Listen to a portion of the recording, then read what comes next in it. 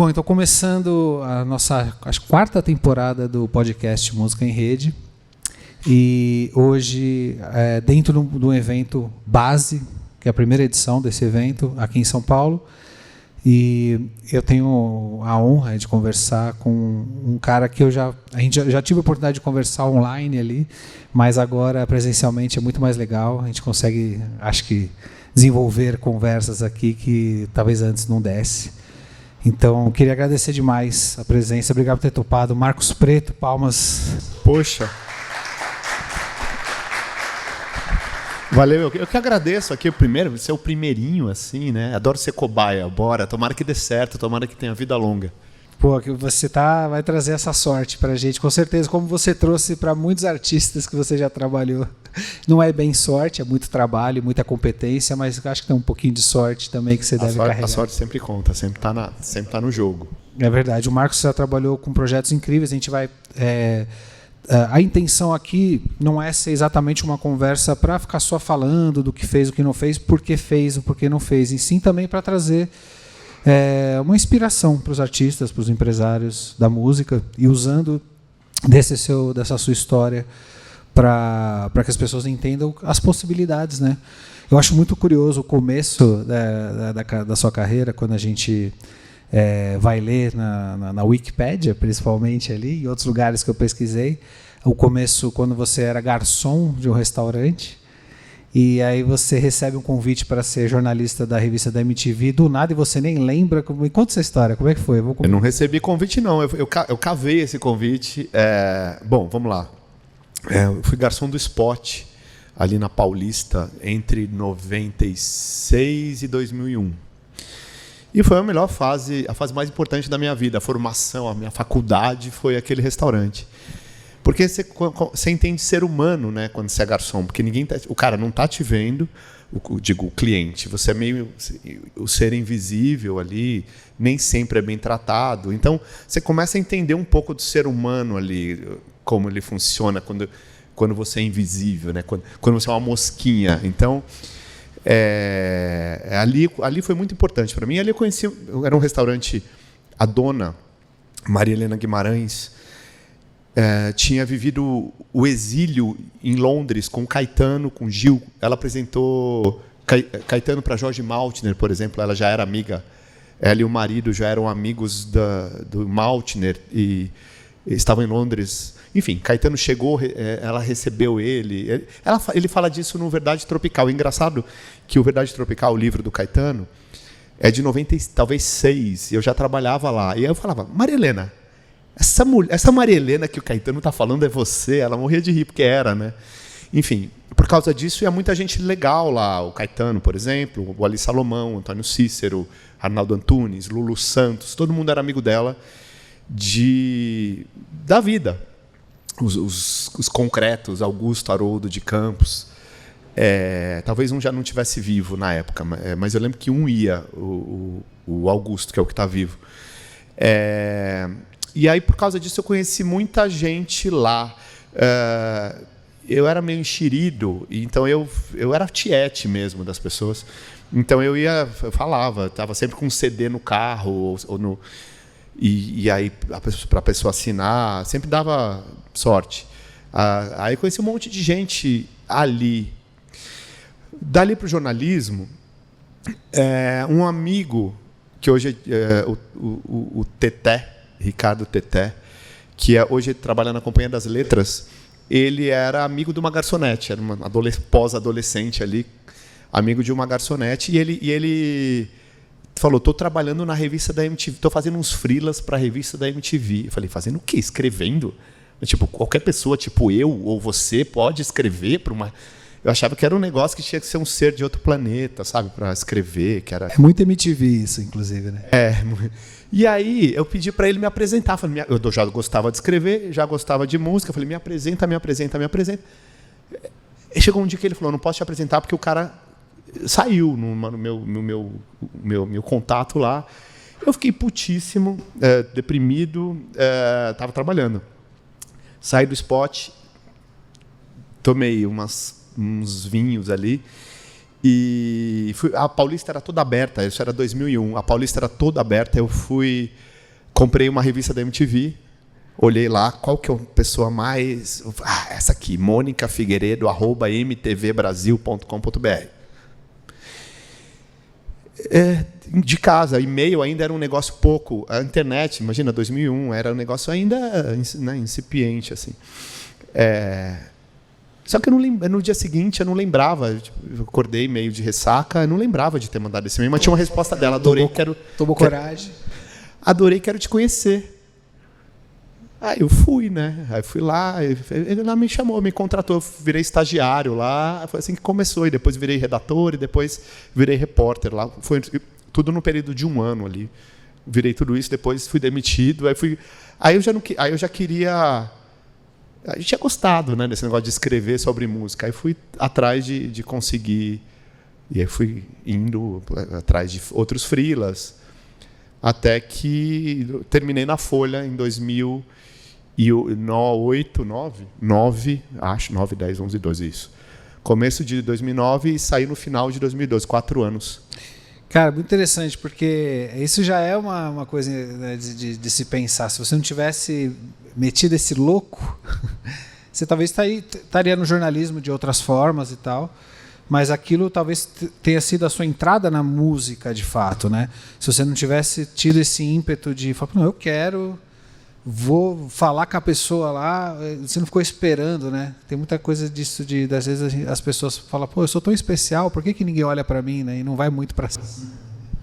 É um pouco de coragem, um pouco de sorte, um pouco, como você falou no começo, um pouco de timing, acho que muito de timing, porque de fato, àquela altura, você receber um e-mail de alguém se vendendo, sei lá como é que era o e-mail que eu fiz para a Mônica. Você não tem isso, Salvo? Eu não tenho, porque depois era um negócio que, quando ela respondia, não tinha, e depois pensa que baixava na caixa de entrada, isso, sei lá, computador, eu não sei direito como era esse e-mail. Mas àquela altura, alguém fazer isso não era habitual, eu acho. Depois você recebe um monte de e-mails, fala, meu Deus, que pessoa maluca, né? É o que ela deveria ter feito, poderia ter feito comigo. Que pessoa maluca, porque de fato eu acho que eu fui uma pessoa maluca ali, mas ela curtiu a maluquice e falou, vamos. Foi ótimo, assim. A Mônica morreu, infelizmente, há alguns anos, há uns 3 ou 4 anos, ela morando em Lisboa. Mas antes dela morrer, eu fui a Lisboa com a Gal, quando eu trabalhava com a Gal. E passei uns dias mais e foi muito bom encontrar a Mônica, porque eu contei essa história para ela, obviamente ela não lembrava, talvez nem soubesse, e a distância ela já não era mais minha chefa, aí você pode contar tudo. Eu estava bêbado, mandei um e-mail bêbado, você respondeu e me contratou. Isso é incrível. Você sabe que aquilo abriu portas, né? E você envolvido com essa parte de jornalismo musical, como... Se eu não me engano, você tinha uma ideia mais de estar mais no cinema, no audiovisual, era uma coisa que você gostava, que você tinha mais o ímpeto, assim, né? Era mais a sua ideia. Mas aí você entra na coisa da música e começa a direcionar. Como é que foi isso? Na minha adolescência eu queria ser cineasta. Meu apelido na escola era cineasta, inclusive. Aí rolou o Collor, né? Que acabou com tudo. Isso é 92. Que acabou com tudo, acabou com o Embrafilme, acabou com a chance. Eu lembro que naquele ano teve um filme, Sua Excelência, o Candidato, que nem é bom, inclusive, um filme brasileiro no cinema. Eu fui ver, assim, porque eu falei, não, vamos comprar esse ingresso. Era uma sala gigante, só tinha eu, assim, horrível. Mas ele acabou com o cinema, acabou com tudo. E aí eu falei, não vou fazer isso da minha vida, assim, é um negócio, na minha cabeça, né? É um negócio que não vai existir nunca mais, né? Parece que essas fases passam. Olha que coisa boa, né? Que a gente descobre depois. E aí eu fiquei me ligando mais em música mesmo. Eu joguei toda a obsessão que eu tinha eu via 2 filmes por dia, anotava.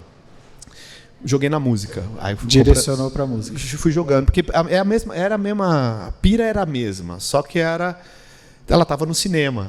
Depois eu joguei para a música, comprava disco, fazia a mesma coisa, anotava. Essa coisa de escrever sobre música eu já fazia antes de trabalhar com isso. Eu fazia por prazer, assim, né? Não existia blog, mas você dava um jeito. Eu escrevia em casa, tipo, não notava, pensava em coisa. Eu lembro quando eu trabalhava no spot de garçom, eu fazia roteiro de show enquanto estava, eu deixava na boqueta um negócio, fazia roteiro de show, assim, que músicas. Bem, bem idiota. Mas é que é um negócio que eu já queria, assim, né? E aí depois, sei lá, aconteceu, foi indo. Você foi direcionando, né? Acho que isso tem muito depois de um tempo que as coisas acontecem, a gente fala, não, acho que era para isso mesmo, porque eu estava querendo aquilo e nem sabia que eu estava querendo, né? Acho que isso é uma coisa que acontece muito quando a gente passa o tempo e olha para trás, né? E aí, pensando nisso, você hoje trabalha em uma série de frentes, vamos dizer assim, que de certa forma se conectam, né? Você não escreve mais sobre música, eu imagino, mas você teve uma fase, você tem um trabalho, né? A fase que você teve com a Gal foi de direção artística, que eu imagino que é uma coisa não muito assim, direção artística é isso aqui, minha função é só isso aqui. Eu acho que não, eu imagino que seja uma coisa bem ampla, eu queria entender também disso. Mas você também vai para a produção musical, dirige show. Como é que isso foi se encaixando na sua vida? Qual foi o primeiro artista que você falou, nossa, isso aqui funcionou dentro de algo que eu nem tinha tanta, talvez, não estava confortável em assumir uma coisa que eu nunca tinha feito, mas deu certo, funcionou. Como que foi esse start, assim? Com quem que foi? Foi o Tom Zé. Aquela coisa, a música, eu gostava de música, acabei virando jornalista por causa dela. Nunca fui jornalista político, nunca fui jornalista de futebol.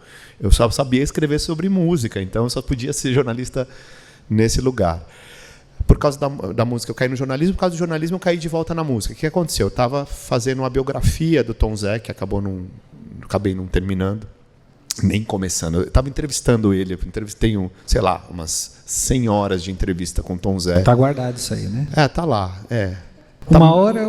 Preciso guardar melhor, mas está lá, porque eu tenho muito carinho, amor por ele, assim. E aí eu estava visitando a casa dele, eu trabalhava na Folha ainda na época, visitando a casa dele semanalmente, assim. Então tinha 1h30, 2 de entrevista toda quarta-feira. Tinha dias que ele estava cabisbaixo, assim, e terminava. E tinha dias que ele estava e terminava. Era uma doideira, tipo sessão de psicanálise, assim, porque ele contava a vida, né? Então passa por isso tudo. E o Tom Zé é um cara muito único, né? E muito intenso, né?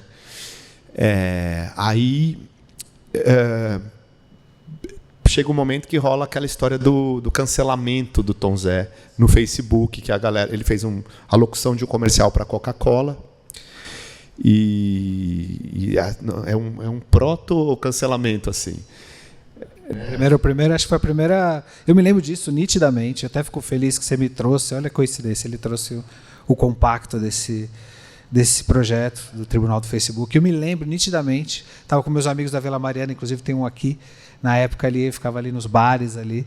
E eu me lembro de ter visto isso em casa, que ele fez a postagem e eu vi toda a discussão que rolou. E eu me lembro de ter discutido isso na rua com os amigos, assim, que a gente fazia música na rua e tal. E a gente estava tirando meio que um barato, porque, mano, Tom Zé, cara. Tom Zé, ele faz o que ele quiser. E aí, tempos depois, eu vejo ele lançando música, lançando um projeto, e depois eu descubro que você estava envolvido nessa história. Como é que foi isso, cara? Porque realmente foi talvez uma gestão de crise, que a gente pode pensar, que é um dos primeiros cases de gestão de crise da carreira de um artista de música, podemos pensar assim. Interessante, eu nunca tinha visto como gestão de crise, mas que transformou claro que foi. Em arte, cara, isso é maravilhoso. Foi o seguinte, aí ele fez a locução e a galera falou que ele era um vendido, tinha se vendido era a locução de comercial da Coca-Cola para a Copa. A Copa seria em 2014? Foi no ano anterior. Aí... vendido, se vendeu ao imperialismo. Aquela coisa que você fala, que ano é hoje as pessoas falando essas frases, mas beleza. Aí eu falei, Tom Zé, não, aí beleza. Eu soube também, não soube por ele, eu soube por um amigo meu que viu a tal postagem que eu não tinha visto. O Adriano Sintra falou, você viu o que rolou com o Tom Zé? Eu falei, o quê? Imagina, eu estava com ele quarta-feira, não rolou nada. Isso tinha sido 1 ou 2 dias depois. E no sábado o Adriano me conta. Aí eu falei, que isso? Aí liguei para a Neuza, não tinha nem mensagem. Ela falou assim, Marcos, Tom Zé está mais como é que é? A Neuza é maravilhosa, tem umas frases cinematográficas. Ele está mais... meu Deus, recolhido do que Greta Garbo. Eu falei, uou. Eu falei, então deixa, então eu não vou atrapalhar. Não, fala com ele que vai ser bom. Eu falei, então tá, então eu vou ir amanhã. Aí, então eu vou ir na segunda. Aí fui segunda-feira, eu ia de quarta, fui segunda-feira, ele estava morto, vivo, assim. Ele falou, não quero mais essa vida de músico, de coisa. A altura do campeonato eu estava com 76 anos, 5, não sei quanto faz, 2013. Não quero mais fazer, tem que passar por isso. Eu falei, Tom Zé, tá maluco? Faz o seguinte, pega essa gente te xingando, amarra um texto, assim, amarra os xingamentos, bota uma música e canta, faz uma música aí. Eu me inspirei, para ser sincero, não é uma ideia original minha. Lembra daquele Do No Porn, que é de música eletrônica? Sei. Eles tinham uma música que era para o desfile do André Lima, um estilista, em que eles pegaram as frases das críticas ao desfile e usaram no outro desfile. Tinha abusou do glitter, em vez de mirou no kit, mas virou brega. Eram umas paradas muito boas, assim. Eu me lembrei disso, falei, por que você não faz isso? Aí ele, não sei o quê. Acabou que, bom, tentando resumir, rolou. Ele falou assim, mas eu vou ter que chamar a banda, estou sem grana agora. Eu falei, não, que banda? Conheço uma galera aqui que eu estava fazendo, eu tinha saído da Folha, eu saí em setembro de 2012, isso é 2013, começo de 2013.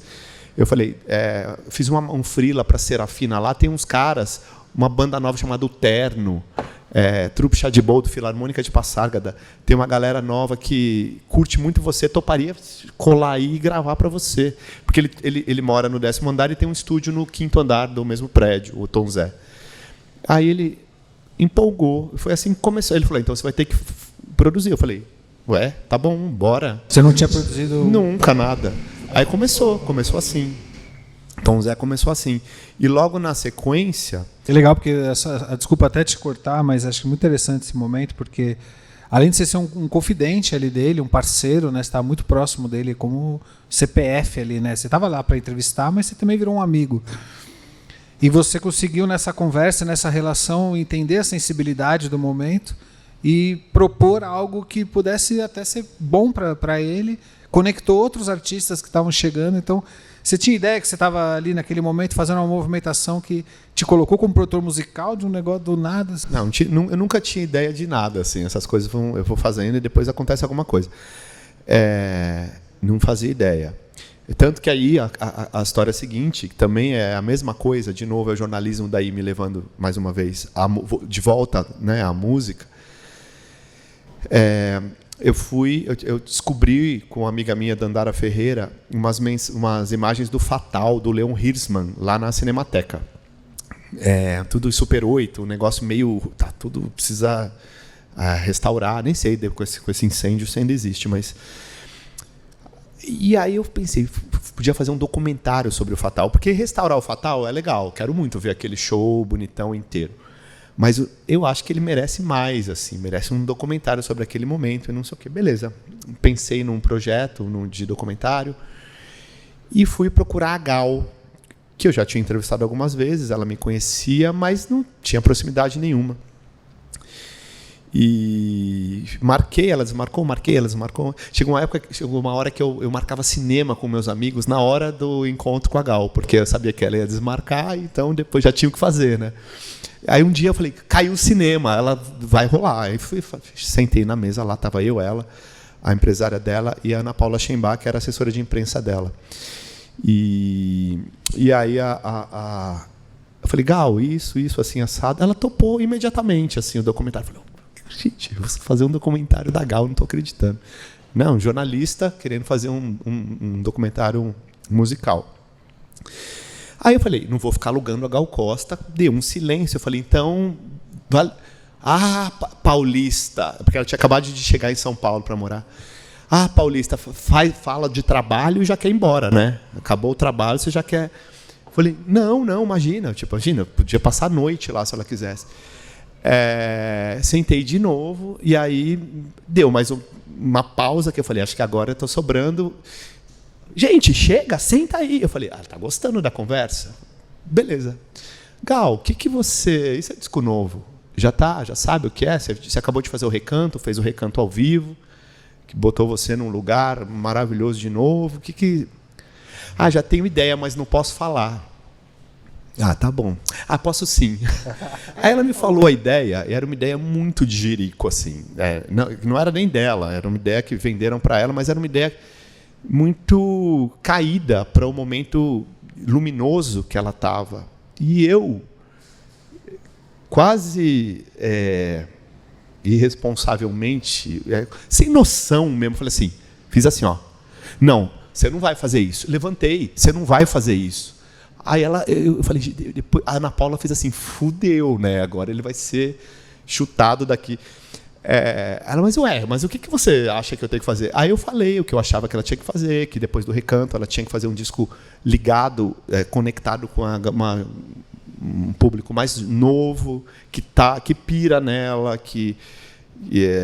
e que não está tão conectado quanto... Não estava, né? Tão conectado quanto poderia. E aí ela... então você vai ter que trabalhar. Ela mandou essa. Aí eu falei, vim aqui fazer um filme e faço um disco, tá tudo certo. E foi. Eu saí de lá falando, isso não vai acontecer, não vai dar certo. Conversa, a chance de dar errado é 99%. E acho que era. Eu caí no 1%, assim, sabe? E rolou. E aí eu fiquei os últimos 9 anos da vida / carreira da Gal trabalhando com ela, o que para mim foi tudo, né? Fundamental e um prazer, uma delícia, um sonho e tudo que você pode imaginar. E também difícil, complicado, como todas as coisas incríveis da vida. Aquela coisa da gente estar próximo dos nossos ídolos nem sempre é bom, mas às vezes né? Eu queria entender como é que direção artística. É um termo, é uma posição dentro do mercado da música que muita gente tem dúvida exatamente do que se trata. E eu acho que se você puder dar uma geral para a gente sobre o que aconteceu, né, nesse trabalho com a Gal, da direção artística, e se você puder também trazer para realidades de outros tamanhos, né, uma coisa que a gente estava conversando também, que eu acredito muito que existem 2 lugares muito diferentes. O mainstream e o midstream são 2 lugares muito diferentes. E os artistas costumam olhar para artistas de mainstream como se fosse a única forma de ter uma carreira, uma única forma viável e tudo mais. Sendo que hoje, né, a realidade que a gente vive por conta de streaming, rede social, internet, os encontros, etc., tem um mercado do meio que é muito possível, tem muita gente vivendo muito bem. Queria que você falasse como é que funciona isso, porque acaba que certas preocupações, como a direção artística, às vezes nem passa na cabeça de um artista que está no início de uma construção de um trabalho, ou que já está há um tempo, mas que ainda não alcançou um tamanho. Eu vou pensar aqui, eu compus, eu vou fazer. Enfim, como é que você enxerga essa função, como com a Gal, e dentro desse mercado? Cara, isso foi mudando na minha cabeça, inclusive. Bom, primeiro, direção artística depende...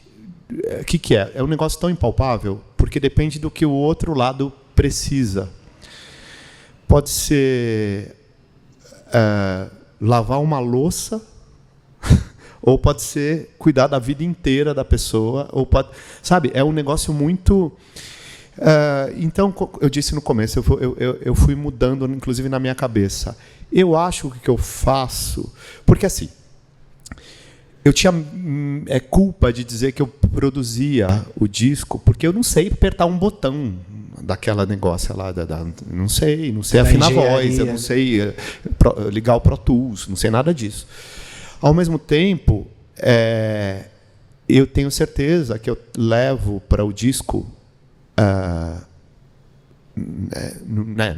claro, como eu disse, cada um é um, mas para esses discos, por exemplo, os discos da Gal, eu levei para esses discos a produção. Eu produzi os discos tanto quanto, no caso, no primeiro foi o Cassim e o Moreno Veloso, depois o Pupilo, aí teve alguns que foram... Eu levei tanto para o disco quanto esses caras, assim. Não é só porque eu escolhi o repertório ou fui atrás do... Não, é porque, de fato, assim, não, eu sou palpiteiro, sabe? Assim, não, essa música não pode ser desse jeito. Aí o cara lá do som tá cuidando daquilo, ele, quando o cara é bom, né? Quando o cara ouve, que é uma coisa que nem sempre acontece, ele te ouve e fala assim, não, por quê? Não, porque essa música desse jeito ela não vai comunicar, não vai chegar no... Sei lá, a Gal vai cantar muito mais bonito essa música se ela for o contrário do que você está fazendo. Isso para mim é produção, isso para mim então, assim, agora, o que eu tenho feito? Um acordo que eu fiz com os meus parceiros, que são esses caras brilhantes. O Pupilo é o mais frequente, porque ele é foda, para começar, mas também porque ele é um cara que ouve, é um cara que tem um repertório de tudo, de música, de estilo, de gênero, que vai de A a Z, assim, fácil. Né, da música eletrônica gringa ao Reginaldo Rossi, sem escala, normal, tanto uma coisa quanto outra. E eu sou assim também.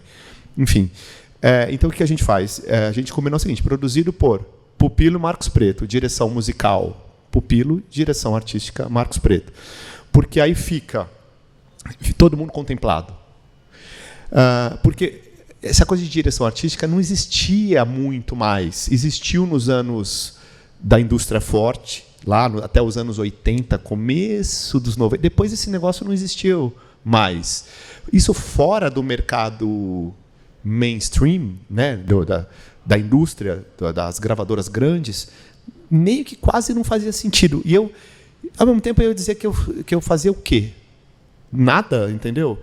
Então, eu comecei a dizer isso, faço direção artística.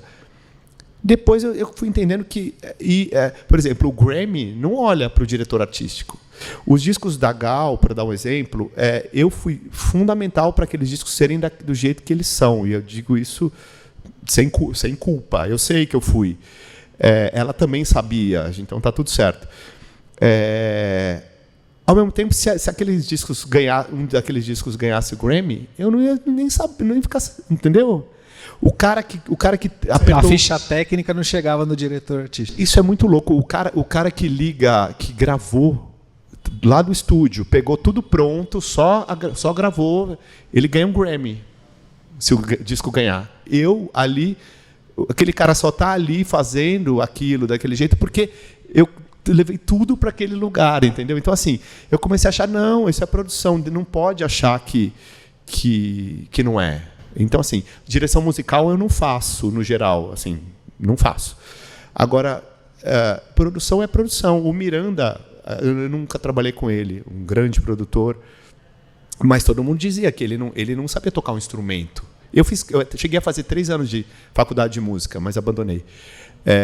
Ele não sabia tocar um instrumento, mas o cara era um puta produtor, entendeu? Então, assim, é um negócio que, assim, eu fui me convencendo, mais que isso, foi caindo nessa ficha. Eu falei, cara, isso é produção. Nem sei se eu falei o que você queria. Legal que você chegou na produção. Eu estava falando sobre esse papel do diretor artístico, e é legal que você, no final das contas, mostrou que é de fato uma coisa muito ampla, ao mesmo tempo que essa pessoa que o mais de fora possível, mesmo estando envolvido com o projeto, você não está lá arranjando a música, você não está compondo a canção, você não está apertando os botões do engenheiro de áudio, você não está cabeando, mas você está como um diretor mesmo, olhando tudo isso e falando, não, o caminho que esse projeto merece levar e que combina com o artista e que pode impactar de um jeito positivo no público para funcionar, eu acredito que é por aqui. E todo mundo tem que comprar esse barulho, vamos dizer assim. Nem sempre acontece, né? A gente tem que negociar com todo mundo. Mas por isso que às vezes, por isso que é muito bom você ter gente com quem você tem afinidade, né? Assim, inclusive estética, que aí a pessoa compra com mais facilidade. E gente boa geralmente gente que sabe que é boa, tem uma segurança, que sabe que, assim, eu estou arrasando aqui, estou fazendo um arranjo lindo de valsa, Não, vamos transformar isso num rock em 3 aqui, uma coisa... Como assim? Vamos. O cara vai porque sabe que vai fazer bom ali também, entendeu? Não é que assim, só sei fazer desse jeito, por isso que eu estou fazendo. Uma coisa fundamental para dizer de direção artística / produção é: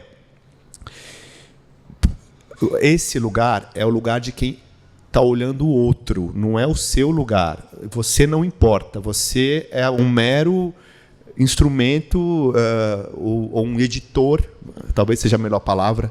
Você é um editor do outro. Então, você tem um artista como a Laíde Costa na sua frente, você tem uma pessoa, é ela que importa.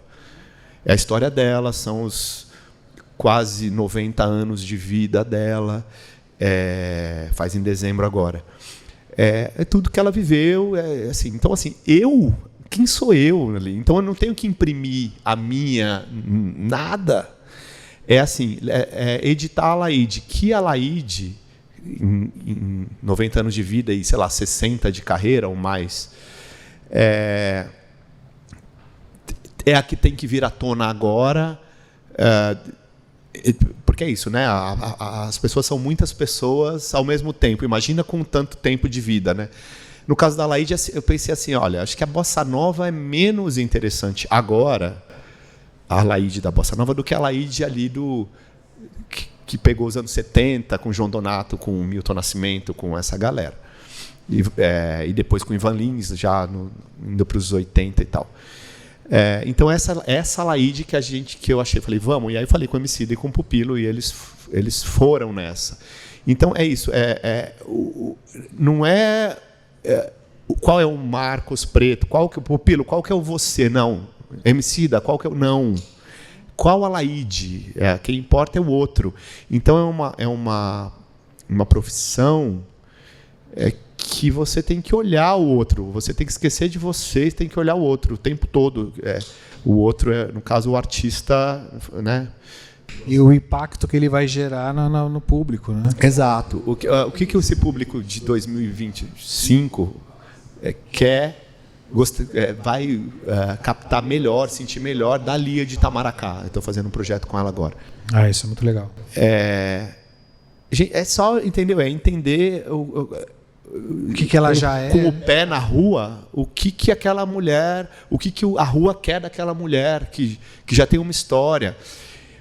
Tem algumas figuras que fizeram direção artística que acabaram se colocando acima e além do que aquele artista. Tipo, a assinatura aparece demais. A assinatura aparece demais. E isso eu acho muito ruim. Porque vira assim, meu trabalho autoral. Não é, você é um funcionário, sabe isso? Você é um funcionário da música e daquele artista. Não pode, esse glamour esquece, não é seu trabalho. Então compõe umas músicas, toca um violão e vai se jogar na vida. Não é isso que eu quero, entendeu? E é legal que no seu histórico dá para perceber bem que isso foi bem sucedido, né? Porque é uma gama de artistas, de estilos musicais e de possibilidades muito grandes que você abraçou ali, né?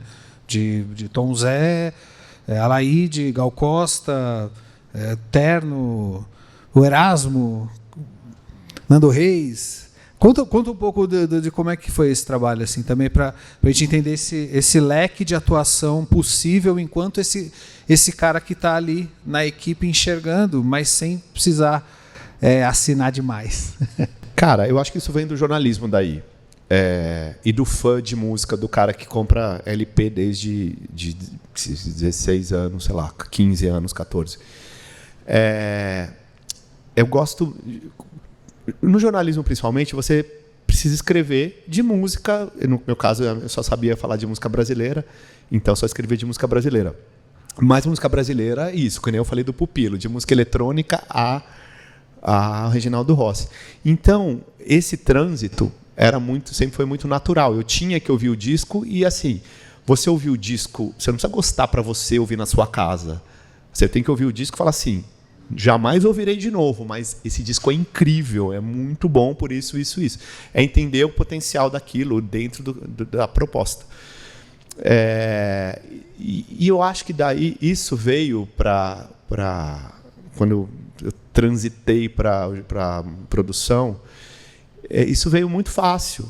Porque eu curto as coisas realmente, assim, os artistas de vários lugares, realmente. Eu sei o tamanho, eu piro no... Eu pirava no... Já quando eu comprava disco, eu pirava no Walter Franco, achava aquilo muito incrível, uma coisa muito louca, e pirava no Kid Abelha. Normal, assim, tipo, esquizofrênico. Não, eu acho que é isso mesmo, entendeu? Característica de quem depois vai virar pesquisador. Exato. E entender o lugar do Kid Abelha, entender o lugar do Walter Franco, entender que se você trocar os lugares, os dois vão se dar mal. Nenhum vai saber fazer o lance do outro. Isso é importante. É onde você é único, né? Onde você...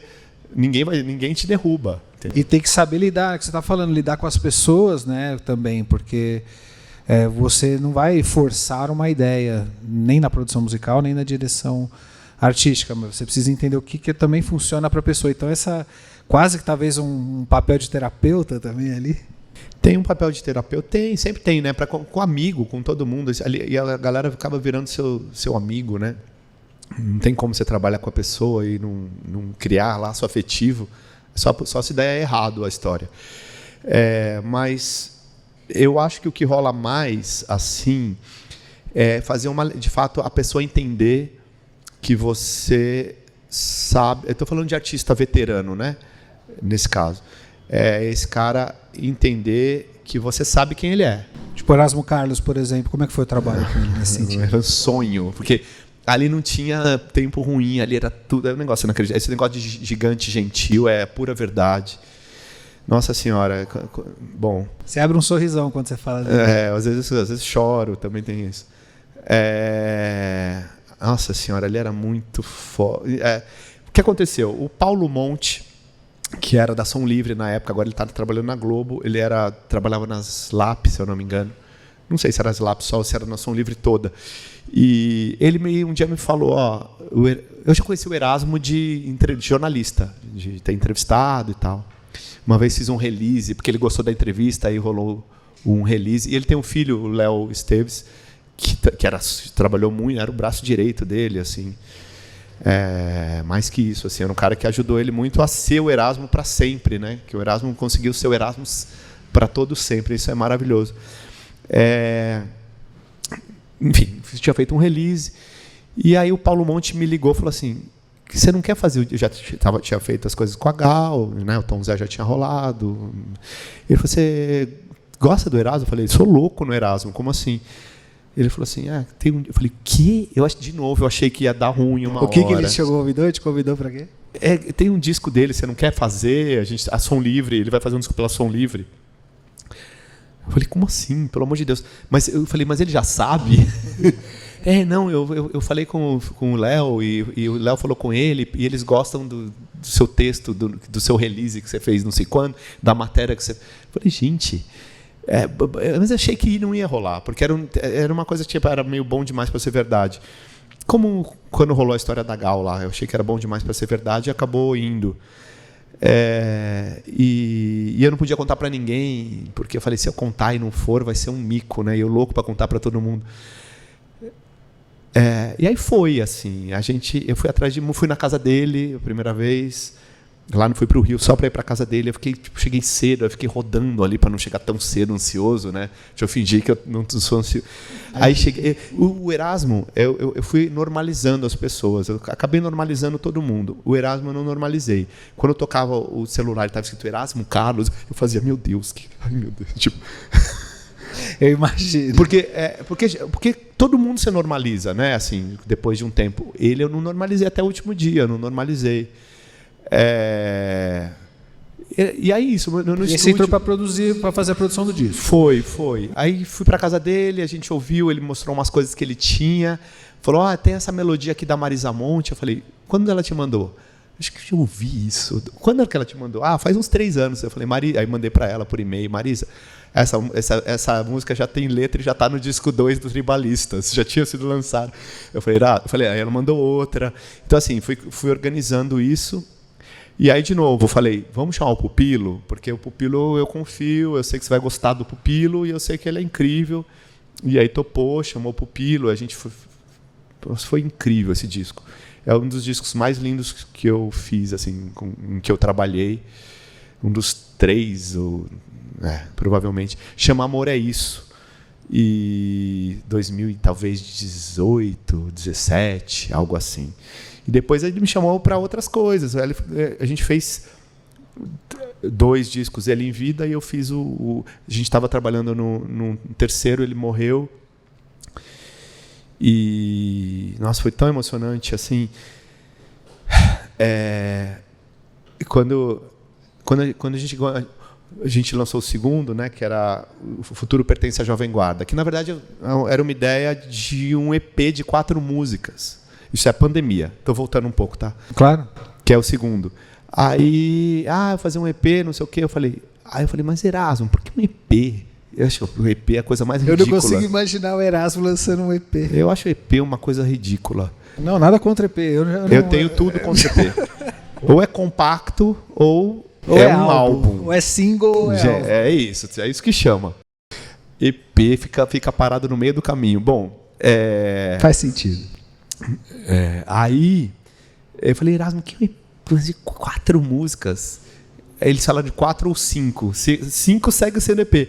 Eu falei, se a gente fizer mais 3, viram 8, já é um álbum. Ai, bicho, fala lá com eles, pra mim seria bom. Eu falei, pra você seria bom, vai acontecer. Liguei, obviamente, aconteceu. E a gente gravou um álbum, esse álbum ganhou o Grammy. Olha que loucura. O EP não ia ganhar, né? Bora lá. Aí ganhou um Grammy. E o dia que ganhou, foi o mesmo dia que ganhou o Bala Desejo. Também ganhou o Grammy. Que você também trabalhou no... Mas o do Erasmo foi anunciado antes. E aí, ele estava na UTI já. E ele fez uma chamada de vídeo. Ele e a Fernanda, a esposa dele, fizeram uma chamada de vídeo assim. E aí ele chorava. Bicho, eu tô chorando, mas é de alegria. Ganhamos, bicho, ganhamos. Eu falei, então vamos começar o outro logo. Não sei o que a gente já tinha umas ideias. Vamos, bicho, eu vou sair daqui logo, a gente vai... Aí quando ele não saiu, aí eu fiquei quieto um tempo, mas eu falei, tem que fazer o disco que a gente começou, né? E aí falei, passou um tempo ali de uns 5, 6 meses, o Léo veio na minha casa, em São Paulo, ele mora no Rio, em Miami. Veio na minha casa e aí eu falei, Léo, vamos falar desse assunto, né? Aí ele falou, vamos começar o disco. A gente fez, foi o Erasmo, virou Erasmo Esteves, né? Ganhou outro Grammy, olha lá. Ele é bom nisso, cara. O cara é incrível nisso. Cara, e você também, né? Não pode tirar o mérito aí, porque de alguma forma você transformou o EP num álbum que ganhou um Grammy. E que gerou outra direção. Estou falando isso não tá na presença, né, conversando com você, mas eu acho interessante trazer também o mérito do trabalho, da visão. Que acho que você poderia ser só um produtor musical, mas você teve uma visão de projeto. E eu acho que visão de projeto é fundamental para o trabalho, porque parece ter uma pressa, os artistas têm uma pressa, tipo, a música está pronta hoje, ele já quer subir para o streaming amanhã, sem pensar direito no caminho que aquilo pode tomar, se aquilo pode fazer parte de um álbum e aquilo contar uma história maior e ter uma estratégia mais interessante. Mas porque as coisas parecem que são rápidas. Não, eu faço aí, eu lanço outro single, e aí depois que lança percebe que não deu muito resultado, e aí todo um dinheiro, um esforço que... Enfim, eu vejo um movimento de ansiedade, eu acho, hoje. Eu trabalho essencialmente com artistas independentes, e fico tentando pensar esse caminho do que fazer com esses lançamentos e tudo mais. E acontece muito assim, do artista estar com a coisa quase pronta e já está pensando em lançar mês que vem. Eu falo, como assim? E desse jeito, sem pensar o caminho, né?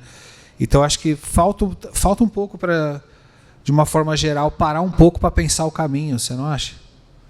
Eu acho que você está falando daquela história que eu falei de edição. A coisa mais importante né, nessa profissão, nessa minha, editar o outro, porque o outro pode ser muito exuberante, ele pode ter coisas...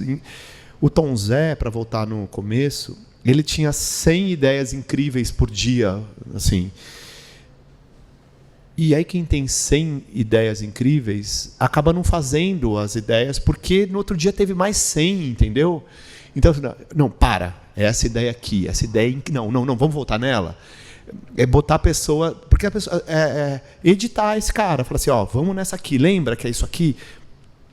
E aí, às vezes, ele tinha outra. Falei, peraí, então vamos pegar essa segunda e deixar aqui, que essa vai ser a segunda coisa que a gente vai fazer. Mas a primeira, lembra aquela ideia incrível? É essa aqui. E isso é muito importante.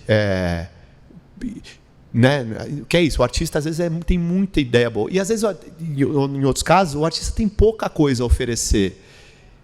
Mas essa pouca coisa é muito boa. Assim, tem profundidade. O cara é muito bom em cantar e tocar violão. Isso não é pouca coisa, a gente sabe. Mas eu quero mostrar meu trabalho autoral. Ô, lindo, não, vamos focar.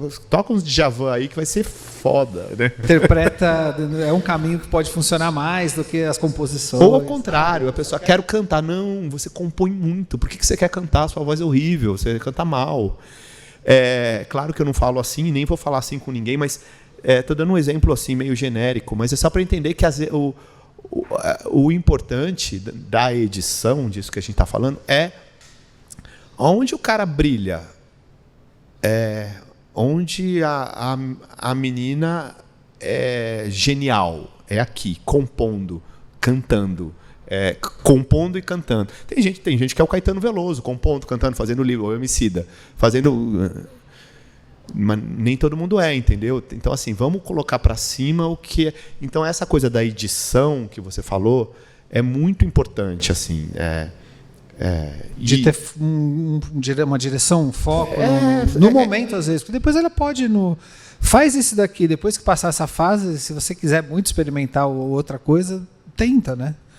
Mas segue uma linha de raciocínio e até eu não sei se eu estou enganado sem querer te cortar, mas também quando você corta que eu estou falando que nem um doido. Não, mas é para isso mesmo que você está aqui. A gente quer te ouvir. Mas tem essa coisa de quando a pessoa tem muita capacidade de fazer muitas coisas diferentes e fica nessa mas eu queria tanto fazer isso, mas também queria fazer aquilo e tal. E a direção não é só boa para o artista, mas é boa para o público perceber o que está acontecendo com aquele artista e conseguir absorver aquilo do jeito certo para aquele momento, né? Tipo, direção daquele trabalho. Agora, nesse momento, estamos falando desse trabalho e tem que aprofundar aquilo e pegar as pessoas por aquele trabalho. Se tiver muita coisa acontecendo ao mesmo tempo e tudo muito diluído, se com investimento milionário já é complexo, imagina com quem está num tamanho ali que é suado botar um dinheiro para fazer um lançamento, para montar um projeto e fazer show e tudo mais. Querer fazer coisa demais acaba que até o público fica confuso. Eu acho também. Eu acho que, gente, acho que talento demais é quase uma maldição, assim. Você tem que tomar muito cuidado.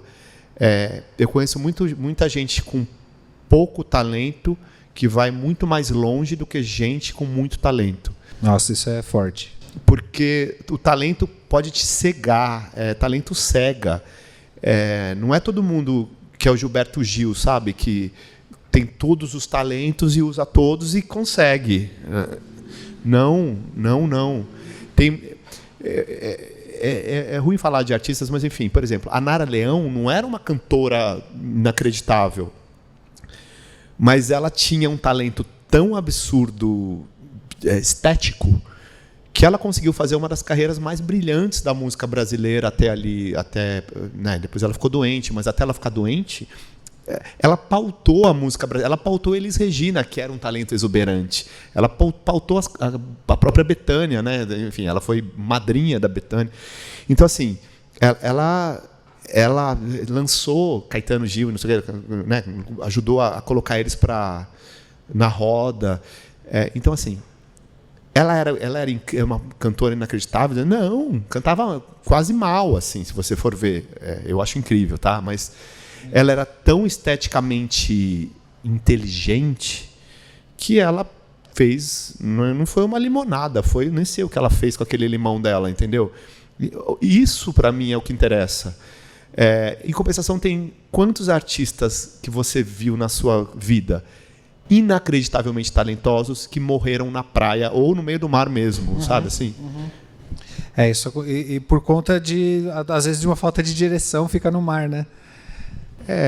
A falta de direção não é também, mas em muitos casos tem autossabotagem. Porque eu acho que assim, o artista não precisa de inimigo também, porque ele já tem ele mesmo, né? Assim, então isso rola muito. É paranoia, e é medo, e é não sei o quê. Então, o que nós, todo mundo, é que no artista isso fica muito mais claro, tá na vitrine, né, essa parada. Então, a carreira dele é estar exposto, né? Então, assim, ele tem que tomar cuidado com ele mesmo, assim. Às vezes fica tão encastelado ou né, cascudo que não flui, assim, que acaba se sabotando. É muito comum isso. Legal. Como é que você sente a diferença? Você percebe uma diferença de lidar ou de lidar com a produção musical, com a direção, etc., quando você trabalha com artistas veteranos e com artistas que, eu não gosto de chamar de artista independente necessariamente. Artistas mais novos, né? Sim, não tem diferença, não. Tem diferenças, tem semelhanças, inclusive. Tem artista novo já com cabeça de... Você fala, gente, essa pessoa começou ontem, acha que bom, né, que fundou a Tropicália. E tem gente mais velha, que é Erasmo Carlos, que é tão aberto a tudo, como um artista que você imagina que é um artista novo. Então tem as duas coisas, tem todas as coisas em todas as idades, né? Não é exatamente um jeito de lidar. Assim. Não é. A Laíde, por exemplo, foi excelente de trabalhar, topou tudo, cantou tudo, aprendeu as músicas, aprendeu mesmo, assim. Ela não decorou as letras, mas ela sabia as melodias, assim. As pessoas não decoram as letras quando estão gravando. Então é normal ter lá com quase 90 anos, entendeu? Eu não tenho memória, eu não consigo decorar uma letra mais com 52. Imagina, quando tiver 80, se eu viver até lá, não vou lembrar seu nome, nem o meu. Então, assim, ela tem gente de todo jeito, em toda a idade. Assim, isso é muito. Só entendi depois. É interessante porque você teve a oportunidade de ter reconhecimento, né, dessa coisa de premiação e tal, de Latin Grammy, com Gal Costa, com Erasmo Carlos, pessoas, né, icônicas da história da música, e com JP agora, que é um cara que a gente sabe, que quem está na música sabe que ele não chegou agora, mas é um cara que se mostra muito fresh, muito novo, em termos de ainda bem que ele existe, sabe assim? Que existe esse cara agora. E com uma coisa muito própria, muito ao mesmo tempo suave e bonita, mas com uma maturidade absurda, assim. E você ter é diferente o trabalho e o gosto da premiação, talvez. É diferente o gosto da premiação. O trabalho é um pouco parecido, mas o JP, sabe aquilo que eu falei da autossabotagem? O JP é o anti-autossabotagem. É a pessoa que mais... Bom, para você ter uma ideia, eu produzi o álbum dele junto com Vação e com Lemos, que eu não conhecia. Aí eu me convidei para fazer esse disco dele. Meio foi uma coisa louca, porque eu fiquei louco nele. Eu falei, quando a gente vai fazer um disco? Mais um projeto que você vai e pega pela garganta, pelo pescoço. Catei pela mão. Ou pela garganta mesmo, acho que foi. Aí ele rolou, sei lá, enfim, do nada me ligaram. Eu falei, gente, mas que bom que a gente bebe. E fala. Aí eu falei, gente, mas esse Lemos, esse Vação que eu não conheço, eu sabia quem era, mas nunca tinha visto nem pessoalmente. A chance de dar merda, você trabalhar com outros dois caras que você... Meu Deus! Só que o que aconteceu é que o JP é tão inacreditável que, primeiro, que ele consegue fazer tudo aqui ficar... E aí depois... O clima que ele traz... Ele resolve. E depois eu entendi como é que ele faz isso. Ele faz todo mundo ficar apaixonado por ele, pela música dele, e trabalhar por ele e pela música dele. Então, de repente, você está no mesmo... É impossível você brigar com alguém. Os meninos são super legais, tá? Não é nem por isso. Mas é que eu saquei que assim, é impossível você ter questão com alguém se você está lutando exatamente pela mesma coisa, na mesma hora, no mesmo... E era o que a gente estava fazendo. Então, assim, a gente não ia brigar nunca, nem que fosse o caso de brigar, assim. Deu tudo Até muito porque o certo. Lemos e o Vação são dois caras sensacionais. Né? Não, e agora eu quero trabalhar com eles muitas vezes ainda. E quando vocês estavam trabalhando ali, você tem algum estalo do tipo, nossa, isso aqui é especial pra caramba, acho que isso aqui tem um caminho muito... Eu já sabia antes. Eu sabia que era especial porque o JP é especial. E esse disco é muito bom, mas ele ainda vai fazer discos ainda melhores, assim. Porque ele só melhora. Do dia em que a gente começou ao dia em que a gente entregou o disco, ele melhorou assim, inacreditavelmente, como compositor, como cantor, como letrista, assim, como compositor de música e melodia e harmonia, mas também como letrista, como tudo. E como pessoa, ele sabe... Isso que eu falei, ele é o ele é o anti-autossabotagem. Ele é o cara que sabe, ele vai ali e é real, não é que ele está indo dar um caô ali. Não, ele é o ele cara... Ele não veste personagem. Não, ele chega, ele fala, tem que fazer isso, ele vai lá e fala, conversa, todo mundo entende o que ele quer, funciona. É inacreditável. Tem poucos JPs no mundo, saiba. Imagino. É por isso que é tão especial, né? Todo mundo percebe, né? E é muito louco, porque podia estar envolvido com você e vários profissionais ali com experiência e com, né, que sabia o que estava fazendo, e poderia, se ele não fosse realmente esse cara que conecta com as pessoas, era mais um disco de figurões, vamos dizer assim, entendeu? Envolvidos, mas e daí? Mas tem o artista ali, tem o que ele...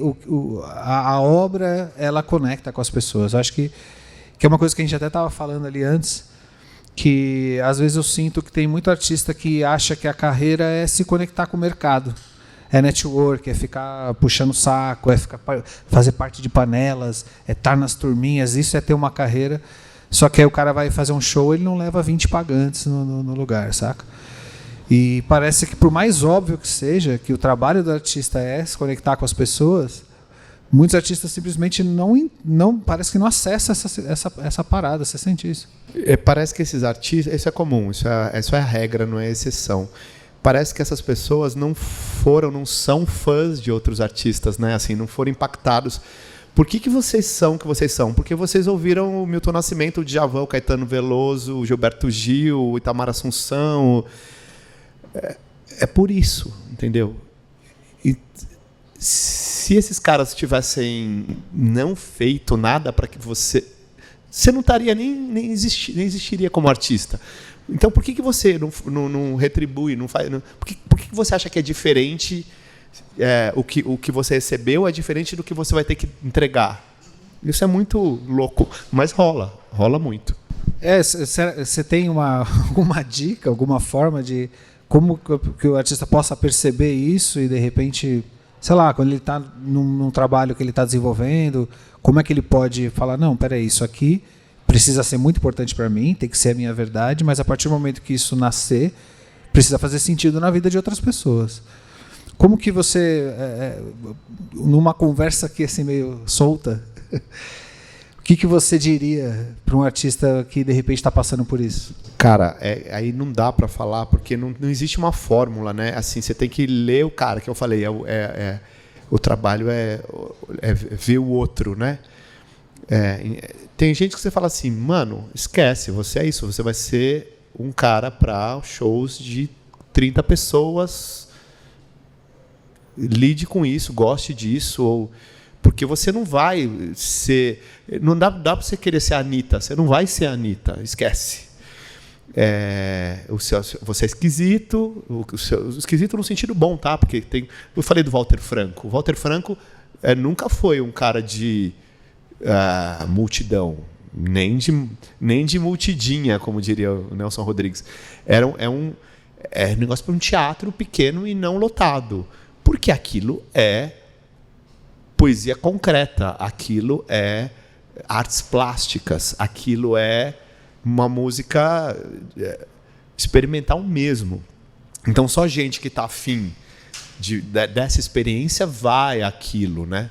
E isso é cada vez mais raro hoje, como sabemos. Só que aí vai pedir para o Walter Franco ser o Fábio Júnior, não vai dar certo. Cara, que existam... Tá tudo bem, né? Tá tudo excelente, né? Tem que existir o Fábio Júnior, tem que existir o Walter Franco. Minha mãe sem o Fábio Júnior não viveria vários anos da vida que ela viveu. E o Walter Franco nem sabe, não soube quem é, mas eu não viveria sem vários, entendeu? Para mim foi muito importante ouvir aqueles discos dele, assim, para minha formação ali, ainda nos anos 80. Então, eu acho que você saber, a pessoa é para o que nasce, né? Tem que entender o seu lugar. Por isso que é difícil. Como é que eu vou falar para um artista sem saber o que ele é? Que às vezes o cara ele não é o Walter Franco, ele é mais pop do que aquilo, um pouco. Então tem que entender assim, se ele não está usando a potência dele toda ou se ele de fato ali é o teto dele. Tem que entender, cada caso é muito um caso. E acontece também muito do time, né, também. Que tem um outro projeto que você se envolveu que também foi muito importante desses últimos anos aqui, que foi o Bala Desejo, né? Que foi muito interessante entender o timing disso, porque vem um disco, o que hoje a gente pode chamar de supergrupo, eu gosto de chamar ele porque assim, é uma banda formada de pessoas que já tinham um trabalho solo muito interessante, talvez não com a força que o projeto, quando eles se juntaram, ganhou, e agora isso reflete nas carreiras solos, né, de cada um. Mas naquele momento a gente estava saindo de uma pandemia, todo mundo dentro de casa, querendo extravasar, querendo curtir a rua, as pessoas, o ar livre, o show. E num time assim, inacreditável, um projeto desse, o Bala Desejo, solta um disco que tem essa proposta, basicamente, de, cara, agora vamos se divertir de alguma forma. E com uma qualidade técnica, de arranjo, de gravação e de conceito de disco. Enfim, tudo muito amarrado, que pegou muita gente de surpresa. Falei, quem são esses caras? O que é isso aí?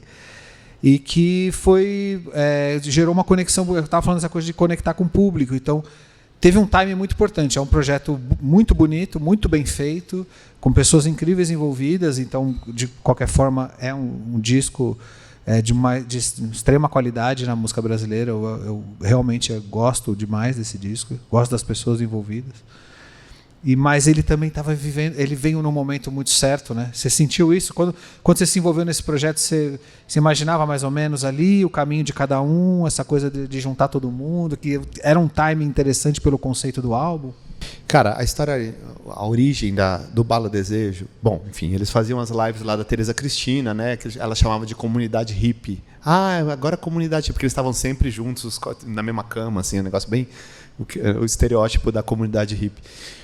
E aí eu achava eles incríveis. Eu conhecia já o Zé ele tocava com o Milton, Tônica, né? Teve toda uma... Já conhecia ele bastante, já era meu amigo.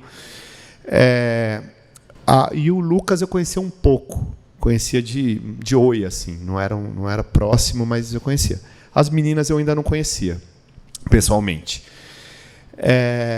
E aí, o Koala é um festival que eu faço curadoria. Eu quero falar sobre curadoria antes da gente encerrar também. Tá meio chato, gente? Não, avisa qualquer coisa. Vai mais um pouquinho? Podemos seguir? Tá. Não, então, o Koala, que essa história é meio boa. O Koala... a gente anunciou... Maria Bethânia era o primeiro show num festival que a Bethânia fez na vida. Foi o primeiro show. E a gente anunciou, a primeira atração anunciada do Koala 2020 a 23? 2022. O ano exatamente. 2022.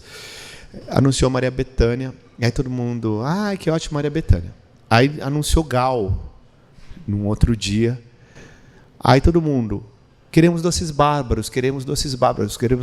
Rolou, tipo, só tinha isso de comentário assim. Eu falei, e aí eu fico puto, né?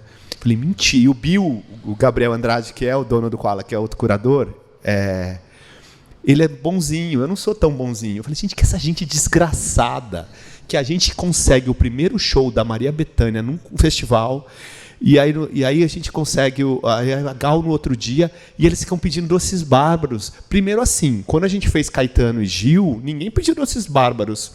Tem uma questão machista aí nessa história para começar. Bom, aí, né, quando vem as minas, ela tem que ser... Beleza.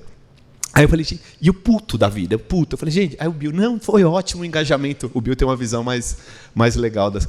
Não, engajou, foi bom. Eu falei, não, mas que essa gente fica pedindo? Porque eu estava muito feliz que a gente passou uns 4 anos para conseguir. Primeiro festival da história da Betânia. A gente passou uns 4 anos para conseguir. Quando a gente conseguiu, a galera não queria doces bárbaros. Primeiro que era impossível, né? Era uma bica de dinheiro. E depois que... Enfim. Aí eu fiquei puto, não sei o que, a gente foi para casa, ainda era aquela pandemia um pouco mais... Dava já para encontrar, já tinha vacina e tal. Aí fui para casa do Bill, aí... Na verdade, do Henrique, assim, com o Bill, com o pessoal do Koala. E eu, assim, todos felizes e eu puto com essa história. Aí eu falei, e se a gente inventasse uns doces bárbaros aí? Se a gente pegasse a comunidade hippie lá da Teresa Cristina e inventasse uns doces bárbaros?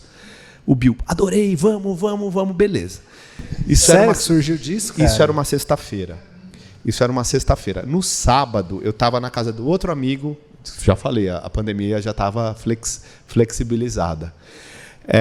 E aí o Bill me manda um recado. Gente, te amo. É suco, tá, gente? Obrigado, Paty. Estava flexibilizada já. Bom, enfim, eu estava lá. O Bill falou assim: entra agora na live da Teresa Cristina. Que a gente fez o convite para a comunidade hippie pelo Instagram da Teresa Cristina. No chat. Não é isso, convidou ali, que nem a galera paquerava, lembra? Tinha isso, como se fosse um Tinder ali, aquele negócio da Teresa Cristina. Teresa Cristinder. Ela tinha os quadros. Era isso. Vocês mandaram mensagem no chat. Ele falou assim, vai lá, fala. E era pelo Festival Koala, né, o oficial. Gente, a Teresa, mas será que é verdade, gente? Aí eu falei assim, é verdade. Aí eu falei, vamos, tá convidado, porque a Teresa sabia que eu era. O Marcos Preto está dizendo que então acho que... Assim começa a história do o que veio a ser o Bala Desejo. A história oficial, assim, a amizade deles vem da escola, é muito anterior, não tem nada a ver com isso. Aí, chega o momento que o Zé me manda uma mensagem. Você acha que... Aquela história do... Não é um EP, tá? Mas essa vez foi o single. Você acha que se a gente fizesse um single para aquecer a história da apresentação do Koala, eles pagariam? Falei, Zé, não. Um single ninguém quer. A gente quer um álbum. Vou falar com o Bill, peraí. Não, como assim? Pera. Falei com o Bill, bora fazer um álbum dos meninos. Já existia o selo do Koala? Já existia o selo do Koala. Que eu não tenho a ver, infelizmente, eles nunca me convidaram. Acho que eles estão perdendo. Enfim, acontece. Aí eles... bora fazer... Ele, claro, boa ideia, vamos, não sei o que, eu topo, não sei o que. Aí eu falei, fechou, é um álbum... Mas eu tenho... Aí foi outro... Eu me convido às vezes. Eu me convidei no JP, antes eu tinha me convidado nesse, porque afinal eu dei a ideia toda, merecia. E aí eu falei assim, só que eu vou fazer a direção artística disso, tá? Não sei o quê, beleza. E aí a gente começou É engraçado que era uma pandemia, isso era bem pandemia. A gente ainda fazia... né, tudo Zoom, online. E eu em São Paulo, eles no Rio, e o João era o empresário que começou a cuidar deles, começou a ter uma cara organizada.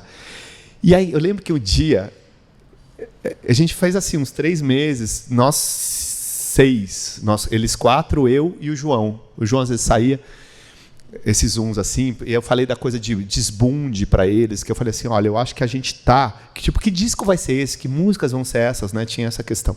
Eu falei, a gente tá meio na ditadura, né? Porque a gente tá nesse governo de merda que a gente tava, com essa pandemia, tá então horror, assim. Então, e aí tem assim, se a gente jogar lá para trás, na ditadura, ou a galera foi para a luta armada, que eu não acho que seja o caso nosso aqui, porque a gente, né, nem teria essa aptidão, ou caiu no desbunde, que era o quê? A galera ia para a praia, trepava geral, Sexo, drogas e rock and roll, vamos dizer assim. Né? Dunas da Gal, né? Pier de Ipanema, aquelas coisas. E aí eu falei, eu acho que é aí o lugar. É um lugar de alegria como resposta à dor, porque sem alegria a gente morre e a gente não consegue lutar. E aí eu acho que muito do disco foi nesse caminho, mas o que eu ia lembrar é o seguinte, quando eles chegaram no nome, essa história é maravilhosa, eu não sei nem se eu podia contar, mas depois desse suco aqui que me deram, chegaram e falaram assim, ó, a gente primeiro era Lambi Lambi o nome, Lambi Lambi, eu falava Lambi Lambi, eu sou da geração que teve infância nos anos 80, então Lambi Lambi me lembrava Daniel Azulay, a turma do Lambi Lambi, que era um programa infantil. Eu falei, gente, que Lambi Lambi, sendo que Lambi Lambi são outras várias coisas, né? E aí um dia eles falaram, a gente chegou com um nome. Eles falaram, não responde nada, só ouve, não fala nada, tá? Aí eles falaram assim, Bala Desejo. Eu falei, hã? Não fala nada, não fala nada. Não fala, beleza, corta. Reunião seguinte, eu falei, adoro Bala Desejo, a melhor ideia, porque eu tinha achado horrível a hora que eles falaram. Mas aí eu falar sobre isso, o nome é um negócio que às vezes precisa de um tempo, né? Eu fui digerindo. Aí eles falaram, não, acho que não vai ser Lambi Lambi, porque o Caetano prefere Lambi Lambi. Eu falei, o Caetano está errado, eu nunca digo isso. O Caetano está errado, não é Bala Desejo. Você estava seguro. Eu ganhei do Caetano essa, olha. Você estava seguro. Mas é melhor, Bala Desejo do que Lambi Lambi. Eu acho bom, eu também gosto. Hoje, né, que a coisa já existindo, faz todo sentido, né? E é interessante você contar isso porque é perceptível, muito do que foi pensado no começo realmente chegou para a gente desse jeito. O desbunde foi percebido ali, né, um momento de pandemia, barará, surge um projeto que eleva o astral, o moral, sei lá, sem precisar ter letras de protesto. Até porque ninguém estava aguentando mais protestar, né? Cara, eu vou te falar também, eu ouvi muito de algumas pessoas na época uma certa desmerecimento, assim, tipo, mas não fala de política. Esse projeto aí, os caras só estão falando de alegria, são despolitizados, e que parece que tentando achar um motivo para desqualificar um projeto desse, que, sinceramente, meu irmão, todo mundo queria estar envolvido num projeto incrível Tem desse, duas cara. coisas aí, né? Uma coisa é super politizado, né? O Bala Desejo, naquele momento, não falar... Exatamente. Não falar... Não passarão, pelo amor de Deus. Todo mundo que falaram não passarão passou, era uma loucura, parecia uma praga. Se tivesse não passarão, a pessoa passava, parecia uma senha, a senha da porta, sabe? Era um horror. Então, assim, não adianta... Todo mundo largou a mão de todo mundo. Pois é, então, assim, dar a mão de novo era isso. Tipo, só com prazer você conseguia continuar. E todo mundo sofreu isso na pandemia, de não ter festa, não ter diversão, não estar com as pessoas. Não ter as pessoas. E aquilo, eu também concordo, é uma coisa mais política possível. Eu acho muito político. Isso é uma coisa. Segunda coisa, voltando ao Tom Zé, sempre ele, numa das antes ainda disso, de tribunal do Facebook, numa das entrevistas ele me falou assim, Marquíssimo, vou te dizer uma coisa para o resto da sua vida. Nunca desmereça a inveja, nem a dos outros e nem a sua própria. A inveja existe, Marquíssimo. Ela está em todos nós. Nunca Alguém tem dúvida que 90% dos haters do Bala Desejo estavam com inveja do que aconteceu tão rápido com eles? Com certeza, despertou muita coisa. E assim, tudo bem ter inveja, gente, é isso, é o que o Tom Zé falou, não é que assim, os outros são invejosos, nós... Aí vai achar um momento, sabe? Somos. Porque pessoas que são filhos de não sei quem, ou porque alguém que abriu o caminho. Meu irmão, eles já estão trabalhando na música vamos muito tempo. E vamos não falar isso. Uma real. Quantos filhos você conhece que não aconteceu nada? Eu sempre dou esse exemplo. Tem um monte de filho aí que não foi para lugar nenhum. Não quero falar nomes, mas alguns não aconteceu nada. Quem tentou assim passa vergonha muitas vezes. Claro, tem gente inacreditável, né? A gente tem a Fernanda Torres, que, na minha opinião, é igual ou maior à mãe. Mentira, não é igual, eu não vou falar que é maior, senão eu vou ser preso. Mas, para mim, sempre foi minha atriz predileta da vida, assim, desde criança. E é filha apenas da Fernanda Montenegro. Então tudo pode acontecer, mas claro que é um peso. E ali ninguém é filho de ninguém, né? Assim, a Dora é filha do Jaquinho, mas Jaquinho é um músico, tá tudo certo. A Dora é uma cantora, compositora. Eu acho que assim, a questão do nepotismo, até para você tomar um pouquinho, do nepotismo ela pode existir de fato, por exemplo, o cara que enfim, um figurão rico, tem a empresa dele, e aí ele vai indicar o filho dele para trabalhar na empresa dele mesmo ou na empresa do amigo dele. Aí é ambiente corporativo, aí nepotismo é outra história. Na arte, você pode ser filho de quem for, se você não conectar com o público. História que você falou ali, aquela hora. É a coisa mais importante, é quem está te olhando. Tem alguém te olhando? Tem plateia? Tem hoje agora essa tem rede social, views, engajamento. Tem engajamento. Estão te ouvindo. E assim, não é nem número, assim, não é falar assim, tem 8 milhões. Não, mas tem um número que faça a sua roda girar, que faça sentido, que você continuar fazendo isso que você está fazendo. E as pessoas estão. E está impactando, está fazendo sentido na vida das pessoas. Está mudando a cabeça de alguém. E ali foi inevitável, um baita num projeto, cara. Que legal que você fez parte disso, porque é aquilo, mais uma vez, né? São projetos muito diferentes, né? Que você consegue se envolver e que acho que o que une, pelo que você contou pra gente aqui, é esse fato de entender caminho. Acho que esse é o grande lance que você... talvez a sua assinatura seja essa, assim, de olhar o projeto e falar, que caminho é esse que acho que ele pode tomar? Não porque eu acho que para mim vai ser um bom caminho, mas para o projeto em si, para todo mundo envolvido e para quem vai receber aquilo. Isso muda tudo, né? Porque também vou falar uma coisa bem óbvia. O melhor para mim é o melhor para o projeto. Porque se o projeto for, eu fui. Se ele não for, eu não fui. Antes da gente subir aqui, a gente estava falando de composição. Eu nunca compus, embora já tenha convites. Digamos assim, coisas maravilhosas, assim, gente inacreditável que eu amo, falou, vamos fazer comigo? Eu falei, não. Porque como eu venho do jornalismo, da palavra escrita, então até meio não seria impossível que saísse alguma coisa minimamente razoável. Mas eu tenho implicância com a galera que faz o que eu faço, mas já chega assim, estou fazendo seu disco. Mas eu tenho essas 3 músicas minhas aqui. Quase que como uma condicional. Quer emplacar sua própria obra. Então, assim, eu não quero cair nesse lugar nunca. E assim, se eu fizesse uma música, imagina, eu trabalhando, sei lá, estou inventando com a Gal. Eu tenho uma música, você acha que eu não ia? Gal, olha a minha música. Eu ia ser essa pessoa cretina, como qualquer pessoa seria essa pessoa que... Qual a liberdade que você tinha de estar do lado do... Você ia tentar, assim. E isso eu não acho legal, eu acho que... porque o projeto tem que ser para a pessoa, não é... Se você acha que você está pegando carona ali, o barco afunda. Eu acho que a chance dele afundar é muito grande. Legal. Mas por que eu estou falando isso? Você está falando dessa coisa do caminho, né? De entender o caminho e que aí você acredita que você está falando isso porque tem caminho que você não vai querer seguir, não faz sentido para você. Você prefere estar nesse outro lugar, né?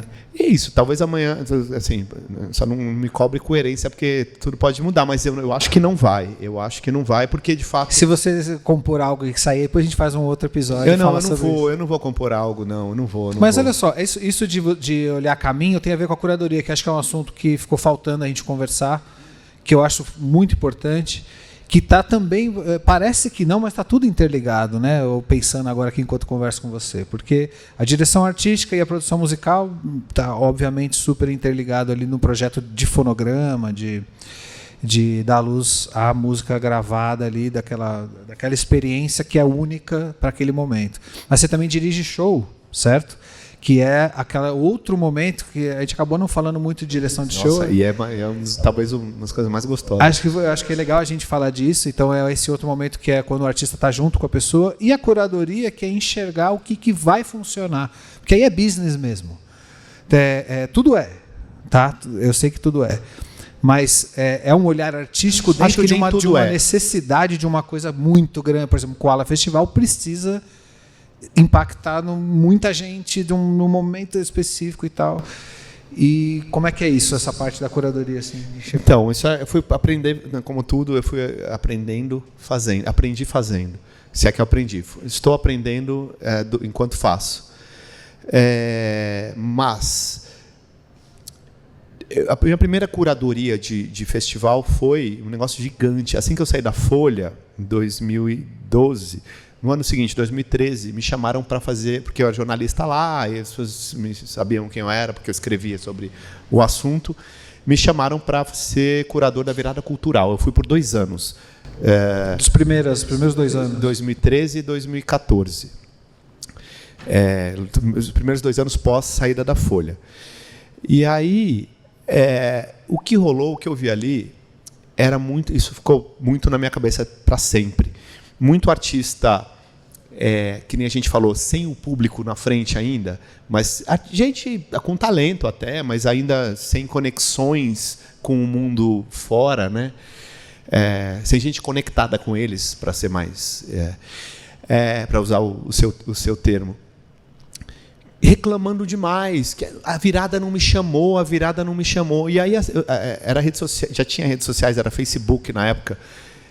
E aí eu lembro até que eu escrevi em algum lugar assim, falando que, cara, primeiro você precisa tirar a cabecinha para fora do seu ninho, precisa ser visto, precisa ter o desejo de que alguém te assista, alguém tem que ter o desejo de te assistir. Eu acho que tem que ter espaços para música absolutamente nova. Quem quiser, cara, eu estou indo lá ver, sei lá, estou vindo aqui, porque lá, toda vez tem uma banda que eu nunca ouvi, um cara que nunca ouvi falar, que eu quero ver. Isso aí tem que ter.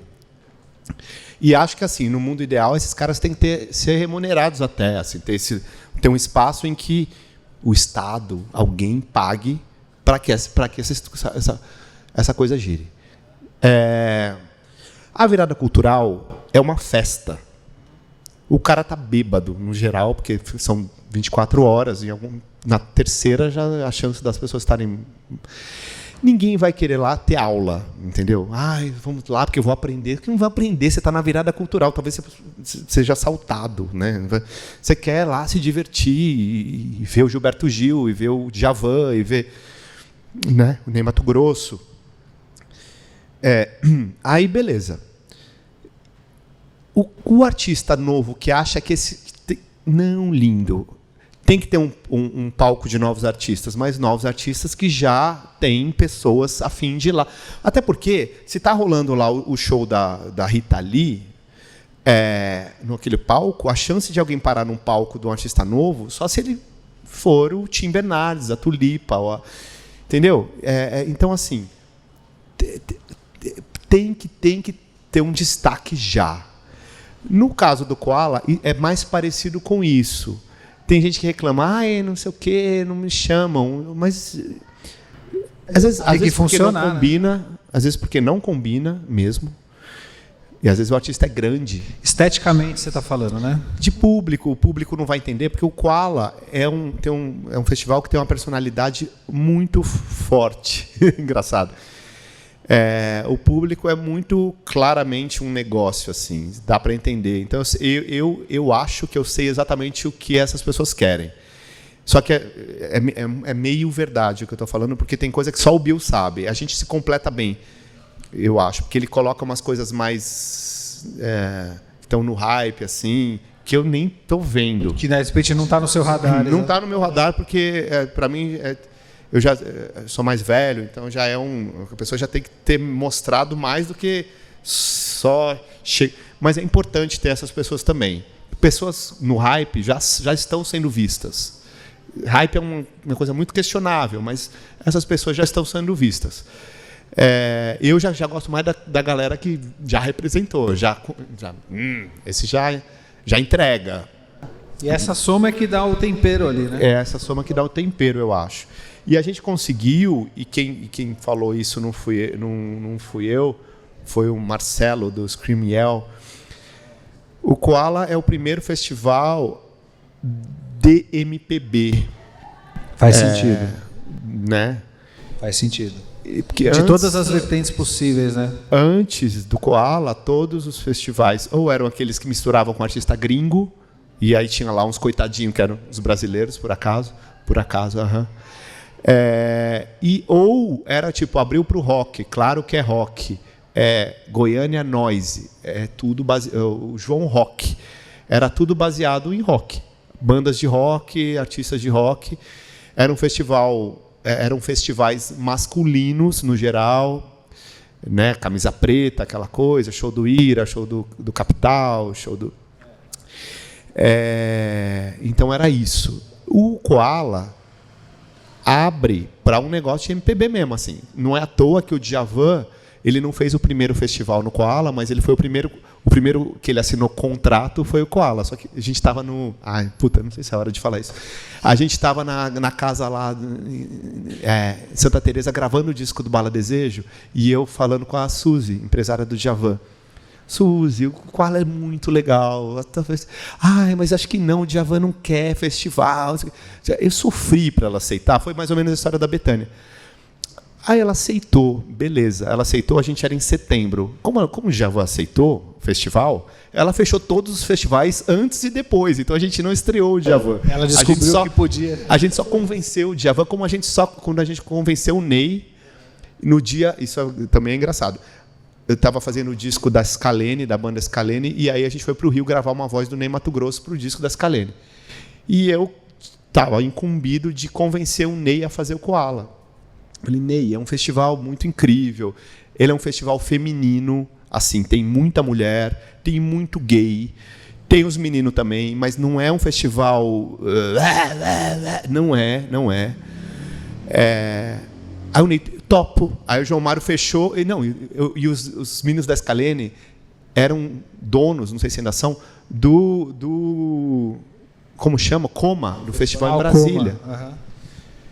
Eles fecharam no mesmo dia com o Ney. Como eu tinha conseguido setembro, eles conseguiram julho. Ou seja, o Ney não estreou no Koala, mas só rolou porque a gente fechou. Enfim, mas por que eu estou falando tudo isso? Porque o Koala... E aí, quando o Marcelo me falou isso, e aí eu falei, é isso mesmo, então não vou... Vamos assumir essa coisa da música brasileira. A gente é pai e mãe dos festivais, que agora são vários, ainda bem, e não tem problema, que ótimo, que festivais de MPB. Eu sei que essa palavra parece meio fora do tempo, mas eu acho que ela é ótima para explicar o que eu quero dizer. Nova MPB de fato. MPB de qualquer... Aliás, quando você falava, eu quero te agradecer, aproveitar que vocês terem levado o Olho de Peixe, Lenine e Suzano. Cara, para mim foi muito especial, assim. É um disco muito importante para mim e eu fui assim para assistir esse show. E você vê que coisa, né? A curadoria, trazendo para isso, né? A curadoria ela é pensada para gerar momento, né? Para memória afetiva, para uma coisa que podia ser só o show do Lenine, mas era o show do Lenine do Olho de Peixe com o Marco Suzano, saca? É outra coisa. É muito bonito esse disco, né? Muito importante para muita gente. Né? Nossa, muito. Esse show foi lindo. Foi lindo. É engraçado, esses dias saiu um line-up de um festival aí, super legal. Eu mandei pro Bill, falei, Bill, a gente influenciou as pessoas, hein? Porque eu falei assim, tá foda esse line-up, a gente teria feito. Eu acho, assim, é isso, assumir. Que bom, tá cara. Que bom que você teve a coragem de fincar esse pé. Tá precisando mesmo, né? Como você falou, sempre teve o festival tinha parece que um jeito de pensar festival. Milton Nascimento não existia em festival. Pois é. Aí Milton Nascimento fecha a carreira no Mineirão. Então, assim, eu acho que tem muita... esse caminho... É claro, eu não acho que... Eu fui ver o show do Gil, super bonito, agora no Allianz. Fui ver o show do Caetano e Bethânia, fui ver algumas coisas... Eu não acho que é um lugar a se mirar, um artista de música popular brasileira fazer show em estádio. Se não é. É legal que para comemorar um negócio seja possível, é legal que tenham chegado lá e que possam estar lá quando quiserem, mas eu acho que música popular brasileira é melhor absorvida num lugar menor, em que a atenção, você possa estar sentado, a lombar não está reclamando. Para mim, o tamanho máximo para mim é o que vocês fazem lá no memorial. Para mim, enfim. esse é mais que aquilo, Aí eu já não consigo sair de casa. Aí é festa, é legal, tem que ter. Pô, legal demais. Eu queria falar rapidamente de direção de show. O que a gente pode entender? O que você entende de direção de show? Se você pode passar, aproveitar até como uma dica. Acho que essa resposta pode vir como uma dica para as pessoas. Como um jeito interessante de desenhar um show. Assim, existe uma forma que você... Não é fórmula, tá? Existe. Mas como é que você desenha os shows normalmente? Existe. O show tem que começar fórmula, tá? O show tem que começar com tudo, assim, tem que ser incrível, inacreditável as 3 primeiras músicas, talvez 4. Anota aí, pessoal.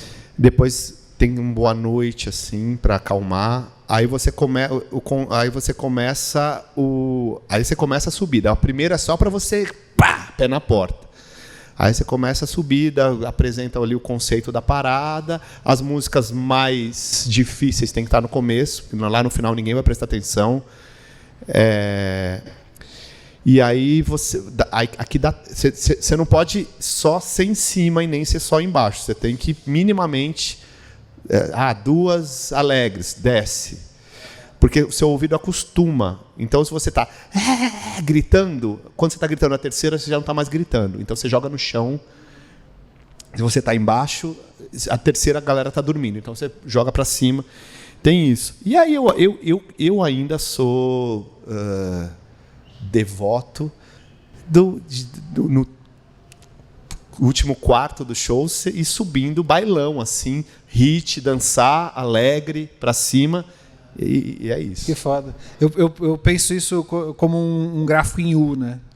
Começa em cima, você tem um momento para baixar e termina lá em cima de novo. Ou um W, talvez. Ou um W. Tá certo, interessante. Então existe uma fórmula aí que você gosta de pensar. Existe mas isso é coisa que eu já vi coisa que eu vi assistindo. Eu já assisti muito show na vida, então assim, os que melhor funcionaram tinham uma certa dinâmica parecida com essa. Mas claro que é possível fazer de outro jeito e ficar bom. Sim, e vamos combinar que assim, tá cada vez mais difícil as pessoas saírem de casa para assistir um show, né? Com tanta, né, você não precisa sair de casa nem para namorar mais, tem aplicativo até para isso, né? Então você tá internet, Netflix, iFood, você sai de casa, você vai pagar caro de um Uber ou para beber. Então o show, se ele não for algo realmente especial, uma coisa que vale a pena eu sair da minha casa para assistir e sair de lá empolgado e querer falar para as pessoas.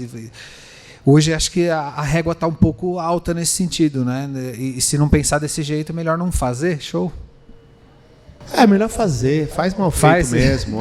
Tomara que alguém vá. Tem que fazer, a gente só não pode. Tomara que alguém vá. A gente só não pode não fazer as coisas. Eu acho que tem que fazer. Faz errado, faz ruim. Aprende e melhora, né? E se não melhorar, claro. Chega uma hora que você fala, desiste. Também desistir é bom. Chega uma hora que você fala, melhor eu ser outra coisa da vida. Eu já mudei de coisas que eu fazia várias vezes na vida. Então, para mim, mudar de caminho é meio normal. Eu acho que é isso. No caso da minha história, acho que deu para perceber, o foco é a música brasileira especificamente. É a música. Quem me levou para o spot para trabalhar de garçom foi a música. Juro, porque quem me apresentou as pessoas que eu acabei trabalhando lá era um amigo meu, Marcelo Boffa, que era músico. Eu conheci porque eu fazia o LM, enfim, ele também fazia e a gente... por causa da música eu virei garçom, por causa da música eu virei jornalista musical, por causa da música eu virei produtor, sei lá o quê. Por causa da música eu vou morrer, assim, eu acho que é isso. Então, assim, o norte existe. Não perder o norte é importante, mas o norte existe para mim. Então, assim, eu posso escrever sobre, fazer filme, tomara que um dia eu consiga, fazer livro, acho que eu não quero, sobre música, tudo a música. Então, assim, é o que me segura, o que me leva. Legal, e você ainda é muito novo, tem muita coisa massa ainda aí para vir te acompanhar. Suas redes sociais, Marcos? Marcos Preto, Marcos Preto, Marcos Preto, Marcos Preto. Tudo Marcos Preto com U. É Marcus Preto. Com U. Siga também o Música em Rede Oficial, certo? O meu Rodolfo Lacerda X. Esse foi Marcos Preto, palmas. Poxa, obrigado, gente. Valeu demais. Muito obrigado à Casa Sincopada. Obrigado pela paciência. E até a próxima, gente. Valeu.